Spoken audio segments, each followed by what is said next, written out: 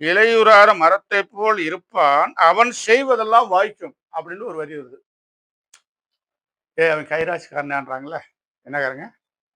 அவன் கைராசிக்காரனையா? அவன் தொட்டது அப்படியே துலங்குறியா?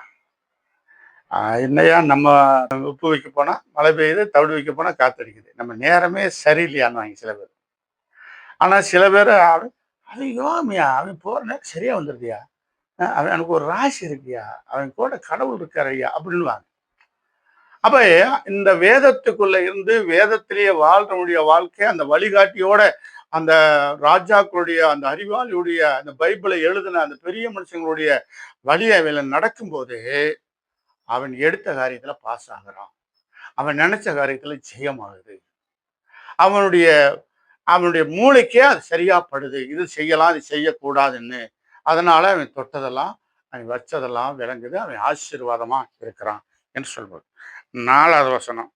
துன்மார்க்கருடி துன்மார்க்கரோ அப்படி இராமல் காற்றுக்கு பறக்கடிக்கிற பதரை போல் இருப்பார்கள். இந்த துன்மார்க்க ஏற்கனவே நம்ம சொன்னோமா இல்லையா? துன்மார்க்கருடைய ஆலோசனை இடவாமல். அந்த மோசமான அவங்க என்ன செய்வாங்களாம்? காற்றுக்கு பறக்கடிக்கிற பதரை போல் இருப்பாங்களாம். அது என்னது அப்படின்னா, நீங்க ரோட்ல பார்த்தீங்கன்னா, நம்ம விவசாயிகள வெள்ளாமை எல்லாம் பார்த்து தூசியெல்லாம் அங்கங்க கிடக்கும். கப்பி, தூசி இதெல்லாம். கார் போகும்போது என்ன செய்யும்? அந்த தூசி அதுக்கு பின்னால போகும். அப்புறம் அங்கிட்டு இருந்து கார் வந்துச்சுன்னா, அதுக்கு பின்னால தூசி இங்கிட்டு போகும். அது நிரந்தரமா ஒரு இடத்துல இருக்காது. ஏன்னா, அது பதர். நெல்மணி இல்ல. பதர். அதனால காற்று அடிச்ச பக்கமெல்லாம் போகும். ஆனா நெல்மணியோ விழுந்த இடத்திலேயே கிடக்கும். அது எங்கேயுமே பறக்காது. அதுபோல மனித வாழ்க்கையில என்ன செய்வான்னா, இந்த துன்மார்க்கருடைய ஆலோசனை வாழ்றவன், இந்த துன்மார்க்கரா இருக்கிறவன், அவங்கிட்ட போனா உதவி கிடைக்குமோ? இவங்கிட்ட போனா சாப்பாடு கிடைக்குமோ?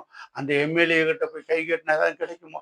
இவங்க போய் கிட்ட கும்பிட்டு விழுந்தா என்ன மாதிரி இந்த ஜாதிக்காரங்க கிட்ட போய் ஒரு வேலை பார்த்தா இப்படியே ஓடுவானா. ஒரு இடத்துலயும் நிரந்தரமா இருக்க மாட்டான். நீதிமான் என்ன செய்வானா, ஒரு இடத்துல இந்த மாதிரி அவனுக்கு நல்ல மனுஷனோ, எந்த வேலையோ, எந்த தொழிலோ, அவனுக்கு பிடிச்சதுல நல்லதோ கெட்டதோ நிரந்தரமா இருப்பான்.